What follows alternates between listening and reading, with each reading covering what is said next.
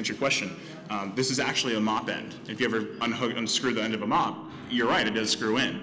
But actually, I positioned it just enough where it scrapes on each side, so it's embedded, and then I epoxy each side of it. So it's not just 3D printing. Like, yeah, I could have brought a bunch of ponies, but the point is it's 3D printing an object and then attaching it to others. It's becoming more in, you know, a bigger and bigger realm. So to answer your question, yes and no. Yep. Using that type of technique, could you theoretically create multiple parts of it, assemble them into something? So pretty much assembling a 3D part to a different part to a 3D part? Exactly what this is? No, I mean, yeah, like create the body as one 3D print and and so on. And Okay. assemble them together into a whole. So for example, a lot of questions that I get, because I brought my 3D printer, which is a MakerBot 5th generation, it came out 3 weeks ago, and I'm so happy that I got my hands on it. Before that, I had a Replicator 2X, and those build plates are, you know, like a foot by half a foot, so it's interesting you're going down that road. 3D printers go from 600 to 20 grand. There are ones that can build, for example, an AR-15, a gun, yes. But you're thinking about, I could technically build one and just do it each piece by piece by piece, which ironically is legal. But, that's... Yeah, please do not, I'm not saying go and build an AR-15, that's not what I'm saying. But, it'll be kind of cool, but anyways. You could build a replica AR-15 without a firing pin that actually operates and fires a bullet as well, but that's just me. Yes, they made a shotgun version that shot 10 gauge. 10 gauge obliterates stuff. Like, you fire that, your hand, in all seriousness, this is me being serious, please don't do that. Because if you pull a trigger and that thing blows, anything fingers forward is going off. Like, I do not, have, shrapnel, protective gloves on your hand if you ever do that. I've actually been thinking about making an AR-15 lower, which is basically where a magazine is held and the pistol grip. So you can create a rifle and customize it all you want. Just be careful on which, the combustion chamber and so on and so on. But to answer your question, it is possible to actually pull up a couple different pieces and to build it. Oh, absolutely. Make a rail, a magazine, whatever you want. Going back to reality, I'm actually building a V8 engine replica. Back when in the 30s and 40s, I hope I'm right on timing there, you could start an engine by getting a crank and cranking it. And that's what I'm building right now. It's awesome when I'm gone from the convention, but yeah. So yes, it is possible to do that. Any other questions from anyone? Because I could just go on a rant for a long time. What's the maximum build space that's been seen on the ground? That's actually a hard question to answer because the standard space, more or less, is half of this table is an area that they can do. You can build anything you want, from a sword to a oddly long-shaped rabbit to whatever you would want. I mean, it's amazing. The build space is 4 feet by 2 feet. It's crazy. That actual technology is different though because it doesn't use specifically plastic. It can use metal. It can use wood technically because it carves. But it actually, if you've ever seen one, is filled. The whole area is filled with tiny little pebbles and little tiny plastic balls because it actually lasers it out and heats up exactly what you're trying to make. You still have to go and sand it all down and get a Dremel or something, but they're gnarly. It's actually really cool. Yeah. No? Well, to introduce some people who actually just walked in, you're obviously here for obvious reasons relative to 3D printing, or you walked in because you're bored, so hopefully the first reason. But once again, I brought with me a Twilocane, which if you don't know, again, why are you here? And basically, it's a 3D printed, actual face and head of Twilight to a 3D printed gem at the very back. 3D printing is a way to create more or less sounding magical. Whatever comes to your imagination, you can create. I went off a little bit about, of building a firearm, which don't do. And, you can build a race car, you can make, a spaceship. There's countless possibilities. Anything that comes to mind, you can create. So, yeah. What would you say is the major difference between an additive machining and a subtraction machining? An addition machine versus a subtraction machine? Yeah, where you are building stuff up in a simple way. It's interesting. So what he's saying is basically, the printer I use is an addition machine, which basically starts from nothing. And layer after layer, slat, slat, slat. Actually, Futurama had a good example of it. They make another bender, if any of you know what Futurama is, within, you know, like 2 seconds, and it's just like 3D prints right away, and it just magically appears. Now, that's amazing in the year 3000, but now we have to wait 26 hours to make this alone. And that's on standard resolution. If you want it a little bit worse and faster, than 18, maybe. But to answer your question, which I think was a question, subtraction is basically if you take a block of ice and you're carving from it. That's pretty much what it does. You know, you see these amazing ice sculptures because somebody actually took a block of ice and etched it away. Excuse me. So on a lot of levels, subtraction is, I'd say better, but you're also talking about wasting is an interesting word, wasting a lot of material. If you're going for something that's a quarter of the size of this table, it's brilliant because you're not concerned with cost. You want something that's going to look great. It's basically carving a stone statue. Am I wrong? What materials does subtraction use? Actually, it can use anything. You know, I mean, assuming that you have the right technology. You know, a lot of people use aluminum because it's easy to cut away. So what makes the cuts? Laser cut is a way. Heat extrusion, ironically, is a different way of using air to actually, it's like, have you ever seen a water pressurized saw? It's pretty much that. You know, you can use water, you can use heat, you can use a laser. I mean, lasers sounds cooler, so why not? But yeah, I mean, there's a lot of things out there that subtraction uses. It's ironic, just your imagination is whatever it is. Yep. Kind of more on the system, but let's say you wanted to start like a small at-home thing. Like I wanted to print out 20 or 30 of this one item that I think would be popular for a certain group, bronies maybe.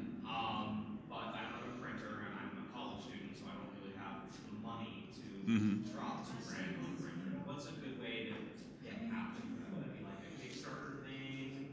Go home and Don't use Kickstarter. If you don't make your goal, we'll send it all back to the people. I say this, I'm actually a convention head of Crystal Mountain PonyCon, which is a con in Salt Lake City. And originally I started up this idea, opening with a story to answer your question. And I actually got into it because at Unicon last year, it was 2 out of 3 is a good con. And Gentlemen, we will take a very, very brief break while I make sure that the mic how's it going? is functioning properly. Pause. Welcome to the panelists. Yay! I wasn't enough?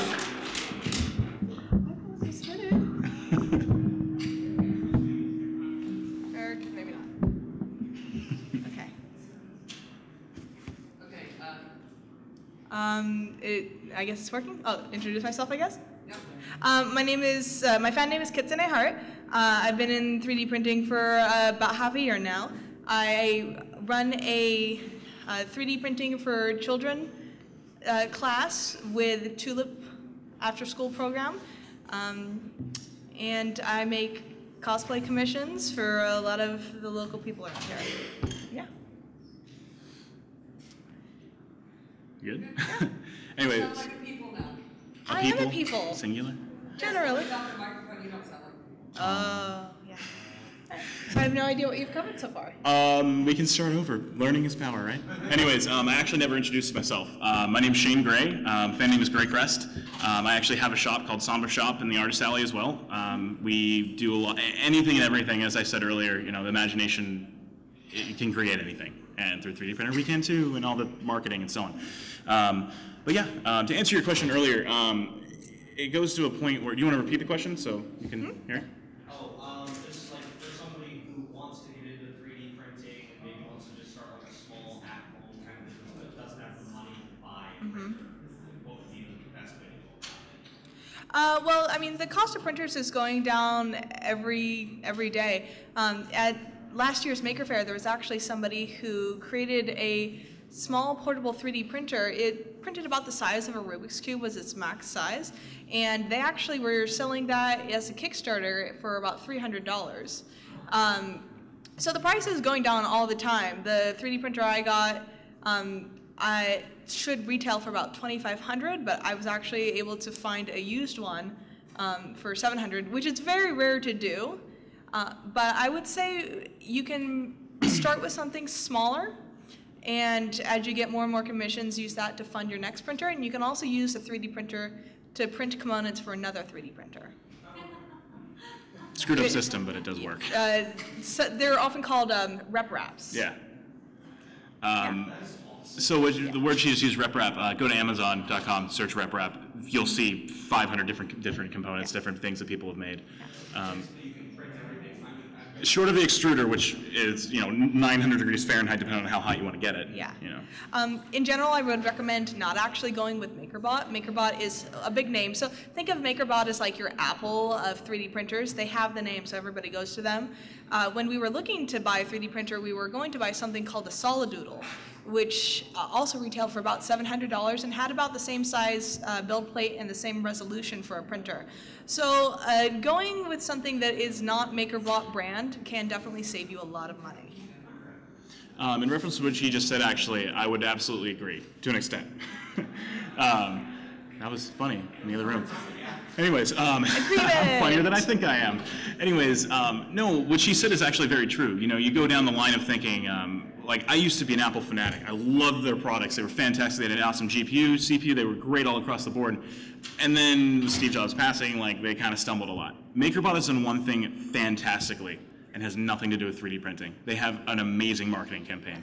They are, the thing of Apple, every time you turn on the TV, you see an iPhone and they're now like from a lady throwing a sledgehammer to a giant screen, now they're like, your thumb goes from here to here. It's like, okay, so now that everybody knows what that means. So they're appealing to a lot more people, like the college student, for example.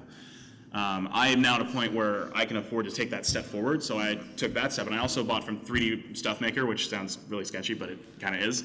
And on the two different sides, 300 microns basically, which is, you can see layers, versus 100 microns, which is, you can see them, but you have to look really hard.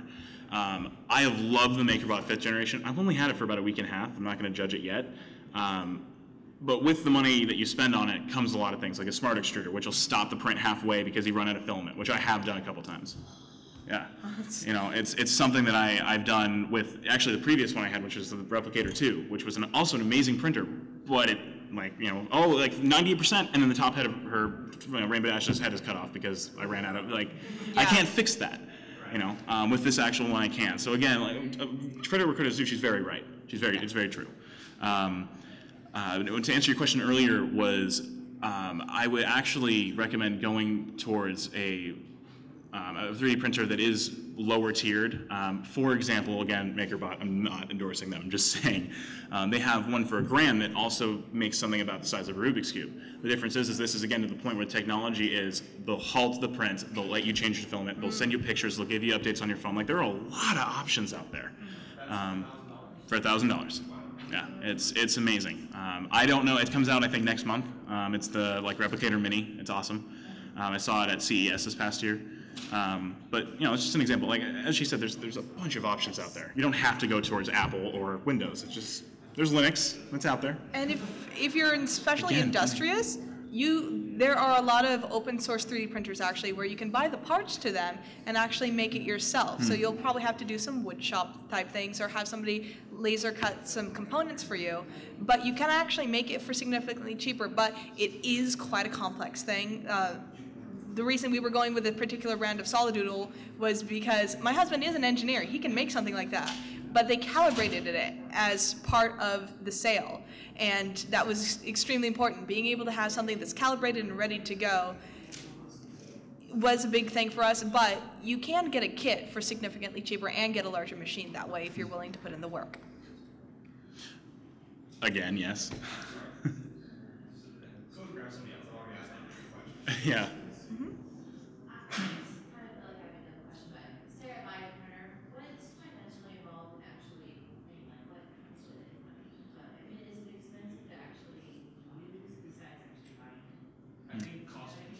Yeah, it's go ahead. All things considered, though, the cost of materials is not that high. Obviously, you're going to have to factor that into your sales when you make things, but a kilogram of plastic, depending on where you buy it, I actually end up buying quite a lot either through Amazon or, there's another company that's just slipping my mind, but we're getting a kilogram of plastic, which is 2.5 pounds, for about $35. Where you end up trying to recoup a lot of your cost is, then how much, figuring out what the balance between the weight of the print, the time it takes to print something, and that's how you try to get a lot of your costs back. Electricity is fairly negligible, though. Yeah. Okay, so as 26 hours. yeah. Okay. So as Time. an idea, as part of my thing, I was getting ready. I got a model for a Octavia, and I tried to figure out how long it would take to do something about the size of the models that we get for the brushable ones, and about the size of a Funko model. Regular brushable size one was about an hour and a half for a print. The Funko size one was about 7 hours for a print. So it can take quite a long time to make something. The nice thing is, if you do have multiple ones, or this is coming off now, or if you already have some sort of at-home job where you can just start it and go do something else, it's a great thing for that. But if you're trying to crank something out, I generally recommend making smaller things. In reference actually to your previous question, to explain one thing. One thing you said earlier was that you found a 3D printer was cheaper, used, The for solid example. doodle. Yeah. So for example, my Replicator 2 that I had, which was an amazing machine, the extruder actually got clogged. And the reason why is because I used a lower quality plastic. And as a cost of, the actual operation of the machine, like MakerBot official, actual filament is $60 versus $35. That's a very big gap to bridge. I think the price may have gone down on that. I think when I was Color checking, specifically, it was, I mean. like, okay. Yeah, like glow in the dark's $120 for 2.2 pounds. That's freaking $120 for 2.5 pounds. That's freaking crazy. Anyways, but the point is like if you wanted to actually lower the cost, you can go towards a $35 reel, which is good. The only thing to be aware of is it might take more strain on your actual machine. Yeah. It's like gasoline. You have 91, it's cleaner, it'll burn better. It's just different. But yeah. About how much volume would a kilogram of for a spool to print out? Well, she's grabbing her thing. Yeah. I keep going back to this. I'm sorry. This is the only example I brought. But for example, when you look at this, you're looking at the head itself. Now, most people think, oh, that's a solid entity. Or if it's not, it's hollow. That's not what it does. I can't speak. A lot of it's G-code, but G-code. A lot of it actually has to do with, this is actually 10% infilled with, hexagons all the way through. So it's actually a lot lighter than you think, which is what I opened with earlier was, how lighter can we make it? So I'd say about a quarter of a reel could make maybe 2 of these if I really strained it to 5 or 10%. So it's really relative. So when I was doing the thing, so a Funko-sized model would take about 132 grams of plastic. So you can make about 7.5 of those with a normal spool. And You can make stuff with things. yes. Yes. Sorry. What is the process? I mean, how do you generate what it is you're going to make? So there are 2 main things that you can do. The thing that I end up doing a lot is there is a website called Thingiverse that you can go to where there's a lot of already uploaded. He's like, oh god, Thingiverse. Yeah. There's please a lot don't of go over Thingiverse. Yeah. You cannot sell anything that goes on this site. Well, all right. Actually, if you check out the Creative Commons, a lot of them are in Creative Commons, just attribution. Yeah, But it's half and half, but yeah. you do have to double check everything before you sell things. There's a website called Thingiverse, which has a lot of uploaded models. So like the chrysalis horn that I've been wearing was the uploaded model.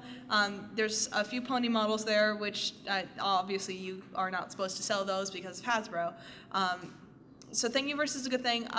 Just doing tag searches on Tumblr, I found some things, and they're often, people are just like, hey, here, have this thing, make it. You're not necessarily develop these with design yourself. You can if you want to, but it takes a lot of takes time. a lot of time. I do simple modifications using a website called Tinkercad, and this is just like simple shape modifications. Like I can do like cutting something in half so that I can print it in 2 parts or something like that. Tinkercad is the most basic thing. It's all shape based rather than going into the structure of the model itself. Now, what she actually said is interesting because most, if not all, 3D printers work off STL files, which is just the standard basic. 3D Stuff Maker, for example, is a great company. They're amazing, except with customer service, and then they stop and they'll never talk to you again. But the actual 3D printer that I built myself was the first 3D printer I had, and they use STL files, but they also base off G-code. And they're totally different. The word splicing is something that you will be very familiar with if you use any 3D printer, because it basically means that you're taking an actual file and creating a 3D image with it. So when you create something, you can go to thingiverse.com and use that and use it for a 3D stuff maker printer. It's not restricted just to the MakerBot. There's not a way you could convert, say, create something in, say, Photoshop, convert it to 3D through an Adobe file, and then convert it into something that can be printed. There are two things. Number one, MakerBot, sorry, is making an actual iPad app and also a Windows app. So you can actually be as simple as just drawing it with your pen, which is going to be amazing. I didn't say anything funny that time, but anyways, so that, and then also the other cool thing is there's a really simple way to get a Blender, not a Blender. Blender is actually a program. There's a lot of simple ways to get a Blender, but Blender is a great program. It's really simple, but it's almost, I'm not going to say it's difficult to use. It's designed for 3D animation, not 3D modeling, so you'll often have weird things going on. Yeah. Like Photoshop 10 years ago was sketchy as heck versus now it's actually a pretty good product. So. And another thing you can do, there do exist 3D scanners, which MakerBot does sell one. There are also people who have managed to make some using fairly random things like a Kinect, which is not the best quality of a 3D scanner, but if you're more of a hobbyist, it's actually a good place to start. So you can sculpt and scan and... Correct. So quick question, how many of you, I know this is a random question, but how many of you seen Paranormal 4 or 5? Paranormal Activity. Yeah, so it's out at that point where it's so old. The point is there's a scene in there where they actually turn a UV light on and it shows the Kinect being on and it shows 500 dots along the wall. And that's exactly how they actually, it captures it. It's sending lasers to something and it's saying, okay, well, let's get this microphone. There's one here, one here, one here, and then you rotate it and it's amazing. It's simple technology that's been pushed to a lot further in imagination, words and stuff. But it's actually very interesting. She's correct. You can use anything to figure it out. So if I have a 3D printer and I have a really detailed drawing of what I want to do, how do I get the drawing to the printer? A 2D drawing. Like if Pinkie Pie jumping over the mountain and you want to just take Pinkie Pie and is that, make it from scratch. Yeah, you would probably use that as a reference and just try and model it in something in Blender or another 3D modeling program. There's not a very good way to do something like that. You can make topographical maps, I've seen people able to do, but just going from a straight up 2D cartoonish image is not something I've ever seen done before. Actually a good example of how to capture an image is, think of Google Maps. When they first came out with, I can now see the Empire State Building in perfect, it's an example. It's just different. You're talking about 100 lasers being pointed at something versus 100 cameras. It's just a different type of way to look at it. Yeah. So what are your odds of doing well with 3D printing if you have no knowledge of CAD software, but maybe one attempted 3D modeling and failed? Do you have a friend that can do that for you? Well, you're talking about actually making the model itself or starting the printing itself? Starting the printing I know I can do. It's the making of the model, designing what I want to have. That's where I hit my snag. It's like I know the technical side, I just don't know the design aspect. I actually will throw myself into this because I was exactly where you were before. I had, a position where I got off my second year of school. I was sitting there, I'm like, you know what? I saw this amazing, Quad Natsu is a fantastic service. I found them at Unicon last year. I think I already said that. They make amazing models. I've actually been waiting a full year for them to send it to me, but it's a type of thing where it's like, you know what? I'm going to get a quality product. I can wait. I'm a lot more patient than those people. But I'm actually in that same position that you were in. You're in now, whatever. But the point is if you have the technical side to understand how to operate the 3D printer, anyone can really do it. But you're gonna have a lot of times where people will say, hey, print this, and you start it up and it won't print. Well, okay, let's print Rainbow Dash, and then her tail gets messed up because you didn't put a support under it. You have to actually tell the software to make supports for you. Okay, well, maybe it only makes one support versus 7. There's a lot of things you need to be aware of. So to answer your question, I would have, as she said, a really close friend to help you with it. That's how I got into it. That's how, Blender is something I started actually developing with a little bit. Self-taught works, but have a friend, because you can't do it on your own.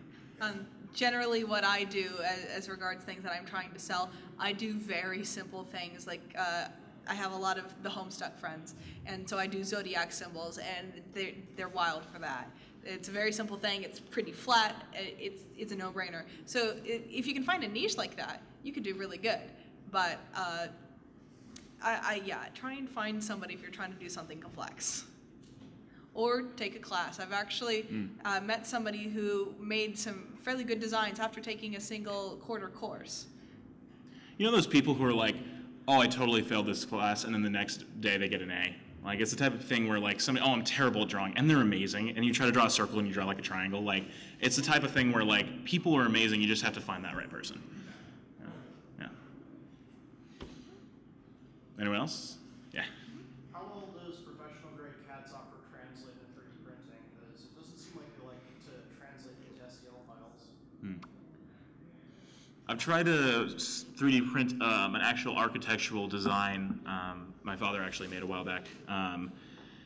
Basically, CAD software is, think of like pretty much graph paper, and you're going up from there. Everything's, you know, I'm going down like so many different longer ways of history, but polygons is, you know, conformed into squares, which is conformed into circles, and so on and so on. To answer your question, it depends on the 3D printer. Because it'd be great, maybe I misunderstood what your question was, but you're asking how well could a complex 3D file be printed into a actual 3D print? Was that your question? I major in CAD, so I can use SolidWorks, I can use NX, I can use Pro Engineer, I can use all of those. If I make something in that as a solid file, how do I get it into an STL file? Every software I've ever seen actually either you might have to pay for it, but everything I've seen has some way to download a model as an STL file. It's a pretty standard file. Yeah, at least it's nowadays. very standard. You might end up having to pay for it to get the capability, because some of the software I've seen, like SketchUp. Google SketchUp is a free software, but if you want to do anything that's worth anything, you have to pay for it. Pay for it or keygen. To anyone who knows Never what that do is. that. Oh, right. Sorry. Sniper. Law-abiding citizens. On the recorded camera. What's up? Speaking of law-abiding, what's that? AR-15. Yeah. Aside from that, more based on the copyright kind of stuff. It's like, at what point have I crossed the line if I start selling little miniature 3D printed ponies? Are you using the show's actual characters or fan-made characters? Is that what the line is? It's not really fair though, because like I had what I'm selling right now. I mean, technically this was in the show, so am I allowed to legally? I really hope I'm not going to get a cease and desist order, but it's really relative to Hasbro. It's like, we've got the plushies of main characters getting sold in artist alley right now. I had a commission done where I asked somebody to make Derpy, and it was the cutest thing ever in the whole world. But it's the point is she said I can't make the cutie mark because it'll be copyright infringement. It's like, well, you and the other 800 people across the whole world who are doing this, more than 800 people. To answer your question, I really don't know where the line is drawn. Like Thingiverse is the one thing I kept going back to, because every time I'd find half of them being, oh, do whatever you want with it, and the other half being, don't sell this for monetary value. Yeah. One thing I will say is that in the last few months, Hasbro actually has partnered with a company called 3D Systems. So Hasbro's actually getting into the 3D printing market, which means Hasbro's probably going to start paying more attention to the 3D printing market. So at the moment, he's probably not going to get a cease and desist order, but a year from now, when they put out the Hasbro brand My Little Pony, pink 3D printer or something like that. Oh God! Please don't. God, destroy so many businesses. He could actually get into significant trouble if Hasbro decides to start paying attention. Yeah. So he's flying under the radar technically right now. Think of Jan Animations. They were an amazing series, and then they got cut down, and then after everyone freaked out for 2 weeks, it got half put back on. It's relative to how hard they look at this video. Yeah, I mean, and that line, what you just said, is really interesting because, like, if I make Pinkie Pie and I put the twirl on the other side, it's like, well, that's totally different. It's my own character called Pinkie Pie with 2 E's. Like, it's, where do you draw the line? It's just different, Yeah. But. Thank you. Yeah. So a safer bet would be like do custom commissions versus shooting out a bunch of main characters. I'm not going to say stop making whatever you want, because that's the point of 3D printing. It's an amazing. I'm not going to be revolutionary. I'm just saying, if we stop because a company might send you a letter, you making a couple pony commissions in your schoolyard is probably not going to be a big deal. If I start manufacturing them and sending them out and having, like JJ, for example, is an amazing artist. Everyone knows who he is, John Giuseco, but I don't think he's got a cease and desist letter. But cons like this would probably be okay. Yeah. That's what I'd say. You got a totally different opinion. Yeah, the part of the reason I'm not selling here is because I have no idea technically what Hasbro's deal is with everything. So I steer clear of that, and I just do my little zodiac symbols, because zodiac symbols are completely untouchable. Pinkie Pie is now a zodiac symbol. Yes.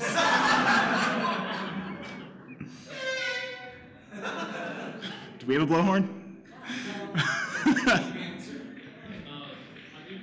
I know the legal limit and that kind of stuff. If the drawing or whatever is 75% of the original, you can claim copyright to it. That's kind of Interesting. Drawing is 75%. Well, then Hasbro can just say, well, the pony model itself was originally 75%, so that's now all ours. maybe 75%, or if it was 75% of the original plot, it's weird how that. No, but think about it. Take the mane and the tail off. That's 80% of the actual thing. So that's really interesting. You're fighting from the wrong side, but. I have to give any examples of, as far as you know, since this is happening with 3D printed ponies that were OCs, like has that happened before? Has An OC I've never heard of. An OC is different. That's like so many different comics and animations about making jokes about original characters. It's an original character. Yeah. It depends on what your copyright is. Creative Commons is just a method of copyright. Yeah. Trademarking and so on and so on. It's sort of like you can probably draw something in the style, and that I'm pretty sure is okay. OCs I'm pretty sure are okay. they could copyright the actual shape of the pony itself, right? No. It's the star. I'm so far from that. I don't even see Hasbro. I mean, what are they going to kick down the door and take my Twilight cane? I'm going to be on the ground crying? Like, no, it's not going to happen. I don't see that ever happening. But, you know, it's the type of thing where, like, YouTube is. I heard somebody earlier say, like, YouTube isn't an evil corporation. They're just tired of having all these companies going to them and saying, you know what, this is ours, take it down. And I can totally see their side. You know, put yourself in their shoes. You know, we're taking something that's bringing joy to a lot of people, and we're making monetary value off of it versus they're not. $1 in our pocket is one less than theirs. You know, so in a way, yes, you're right. I mean, it's so weird now we're going down like the theoretics of it all, but like technically we should not be making any art and any commissions and any music and anything, because that's not, I don't think we're gonna go down that road. Yeah, Hasbro also does, of course, know that if they did that, they would probably not have a show anymore. Yeah, like there would be a Brony Rebellion and we'd be shut down very fast, but I'm sorry, he has had to say that for a while. Yeah, and I just wanted to make a comment because I've actually, like this nice toys, I've asked Hasbro if I could get a license and has no. But Hasbro's probably more interested in making sure that people aren't misrepresenting what they make as a Hasbro license. So as long as you're not trying to recreate something and say, this is the licensed product, they're getting better at that. I think with Jan Animation, the Bunny Measure series, they're too close to what the actual product TV series was. Yeah. Use the same names, use the same character designs, so on and so on. Yeah, it wasn't just a parody or a music video or something like that, which is why we're seeing some of the animations come back. They're concerned with if you're making something that directly competes or could be misinterpreted as their product. I don't see Jan Animations getting a major network and competing though, but that's just me. But they were looking to do little shorts with characters that it wasn't just a parody. Yeah. And also doing things that could potentially damage the Hasbro name. So if he did a 3D model of like Cupcake's Pinkie Pie, Which I will totally do now. he actually, that I could see Hasbro suddenly sitting up and going, oh no, now this is a problem because this hurts our brand. It's really sort of random how they end up going after it. It's a mixture of how popular you are, how you're representing the project. Well, now I'm curious, because now we're going down the part of fan fictions and being the freedom of speech. Yes, we get that, but like, you know, like writing something down or the animations of Cupcakes, so on and so on. Like, there's so many different realms to step on their toes. It's hard to not. Yeah, exactly. So, it's just. It's a very, very fun subject. Yeah.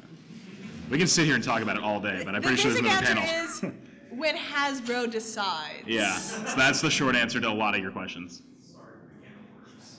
When I created the prompt with Jan Animations was the result that apparently Hasbro hires these contractor companies that go out and look for possible copyright infringement.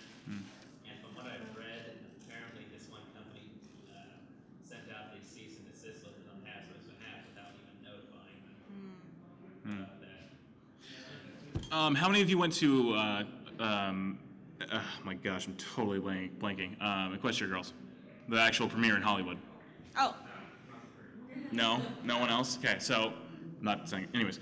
The interesting part was the president of Hasbro was there. Now, the president of Hasbro has no ideas what bronies are until that day. oh, Okay? Oh, wow. He walked out and he stood there, and seeing him go, there were so many people there who just kept sitting there and were looking, and he was blown away because I have a 35-year-old man to my left and I have a 21-year-old friend to my right, and it's just the coolest thing because this fandom brings so many people. I mean, we're in San Francisco. There are people who came from England and Russia. And put your hand down. Just 1 second. I'm on a rant. But no, I mean, like this. It's just the point is that president actually realized that bronies were a thing. Obviously, season 4 has a lot more leeway, not directly because of that incident, but I like to think it has something to do with it. He saw there wasn't a whole theater full of little girls. There were grown men, grown women. It was all across the board. So if that answers anything to the question that you asked that I totally forgot, I hope I did. Go ahead. Did you try and squick the mundanes as the CEO of Hasbro? Run up to him and go, Twilight Sparkle is best pony! Ah! Then slap him down and throw a tomato in his face? No, I did not do that. and the next day, My Little Pony was canceled. The end. Friendship is mad. Wait, no. Friendship is canceled. It was interesting. Friendship is canceled. Oh yes, that is now in my mind forever. Thank you. That's now my childhood forever destroyed. But no, in all seriousness, half seriousness. When we walked in, I'm actually affiliated with a charity called Brohoof Brony, which is a really big deal on a lot of fronts. And when I remember we walked in, we were the first 2 guys who got into that theater. Took pictures of everything. We loved it. We got all the way inside, watched every person come in. But seriously, elaborate on the president being there. He was blown away. And he said it. He had a speech. He said, I had no idea that there were this many people who were actually part of the brony fandom. And it was amazing to sit there and realize that there is a bigger element to all of us that bring to the table. I mean, you can go to semantics about how one's socially disrupted from somebody and one's overly social. It's just we all come from different parts of the world, and it's amazing. If that answers your question again. Anyone else? Person coming to the door, do you have a question? Yes. Yeah. If you wanted to do a mass production thing like I was mentioning earlier, would it be easier to just do consistent 3D prints or to do one wax print and then do the mold method? But how much do you mean by mass production? Are you talking 10 or 500? That was actually going to be my response was resin. Go for it. Hey, you know your stuff. I use resin castings, silicone molds, and liquid resin, mixed up, blah, blah. The silicone molds only last for, if you're lucky to get 30 or 40 casts out of them, and if you're an amateur like I am, you're lucky if 3/4 of those are going to be good, something that you can sell. So, and silicone is expensive.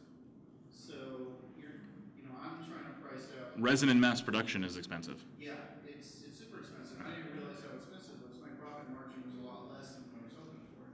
So if you're looking to get 20 or 30, sure, doing a silicone mold is going to be great. The quality of the silicone is going to keep a lot of details in there.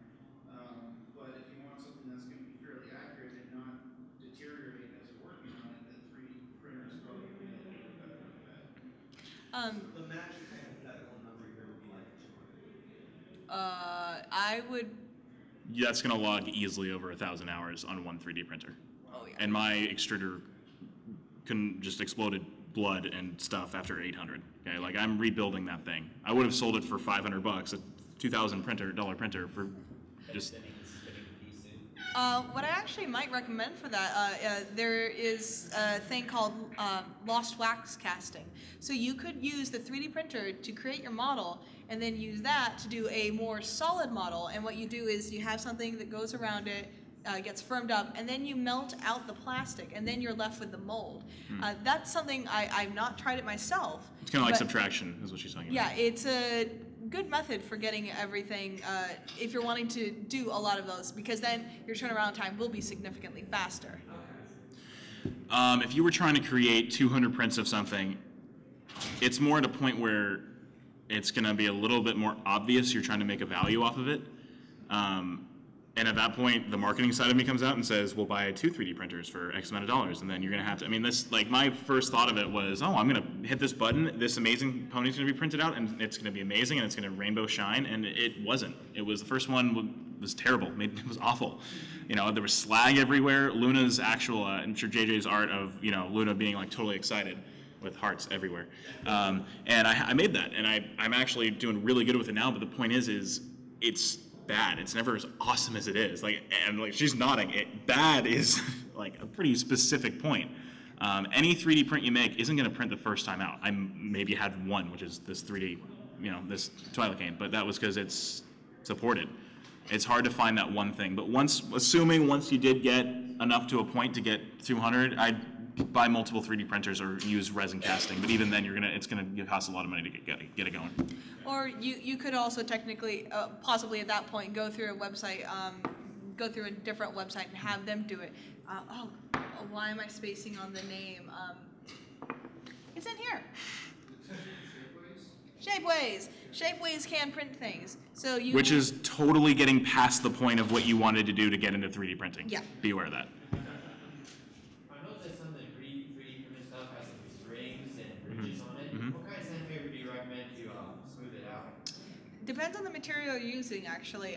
So both of us prefer to use something called PLA plastic, in which case you do, as far as I know, sort of have to either print in very good detail or find some way to finish it with sanding. What I originally started printing in was ABS plastic, which is a different material. And if he hates ABS, I'm pretty sure. Shrinks 20 to 30% depending on humidity. ABS does have some issues in that regard. Your hand and then like scrunch it. But if you're wanting to get something that's really nice and finished, what you can then do is an acetone vapor bath.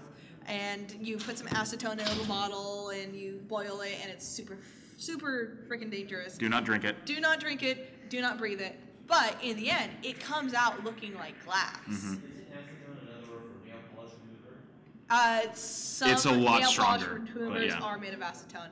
Most modern ones are not, because I went to go get some acetone nail polish remover and it did not exist at my store. Generally, you can find it at hardware stores really easily, though. But again, ABS is a very, very tricky substance to use. If you want to make a model, despise it. If you make a model, use PLA. If you want to make a gear, use ABS. But anyways, to answer your question from my side, the back of this, which I was saying earlier, oh look, it's so pretty. On the back of it, you can actually see that it's pretty scratched up. The reason why is because the supports were built on the back of it.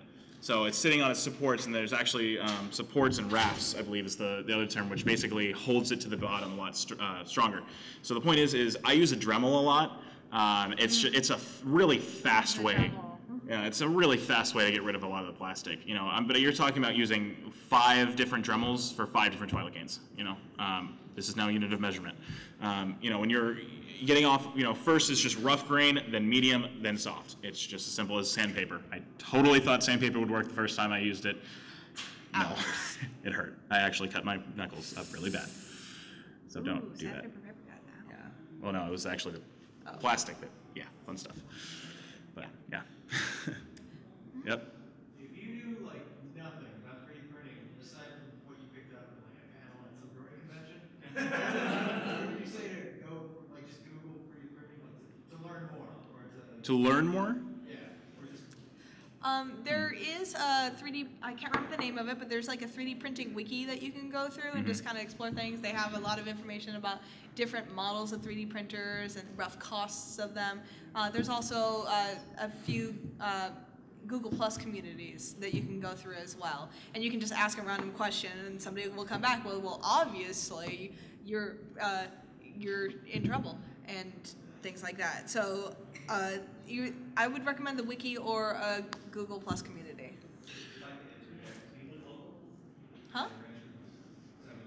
That's really south, One more question. like Southern California. Okay.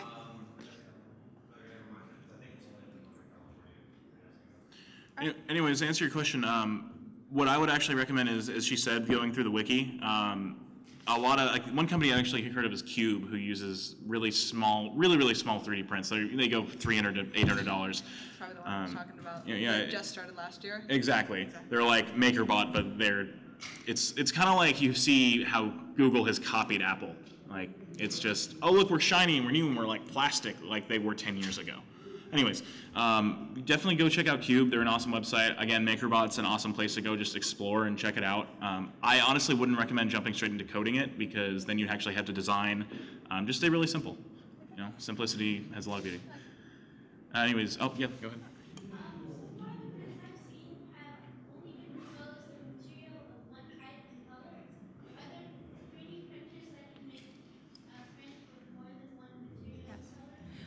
Yeah, that's a thing called dual extrusion, and actually that has a lot of potential, because one thing you can do with MakerBot is doing this. A dual extrusion is you have two little things that are melting in the plastic. So they can go through and say, oh, this part's green, this part's blue, and you go through that. Another very cool thing that they can do is they can use two different types of material. So MakerBot has definitely been heading up with this one. They have flexible filament.